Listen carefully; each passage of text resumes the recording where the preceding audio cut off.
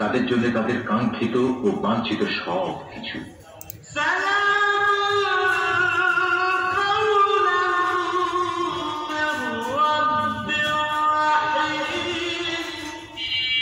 পরম দয়ালু মালিকের পক্ষ থেকে তাদের স্বাগত জানিয়ে বলা হবে, তোমাদের উপর সালাম বর্ষিত হোক।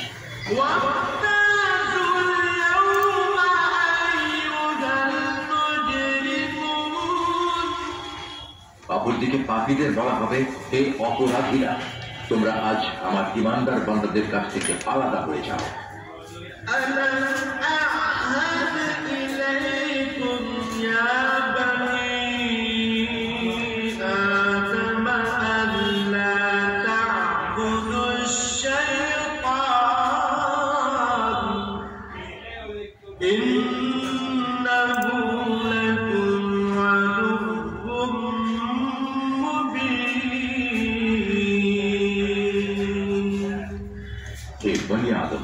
আমি কি তোমাদের এ মর্মে নির্দেশ দেইনি যে তোমরা শয়তানের গোলামি করো না?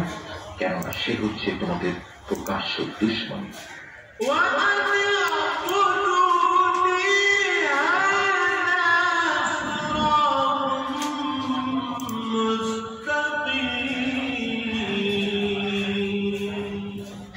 আমি কি তোমাদের এ কথা বলিনি তোমরা শুধু আমারই ইবাদত করো? কেননা এটি হচ্ছে সহজ সরল পথ।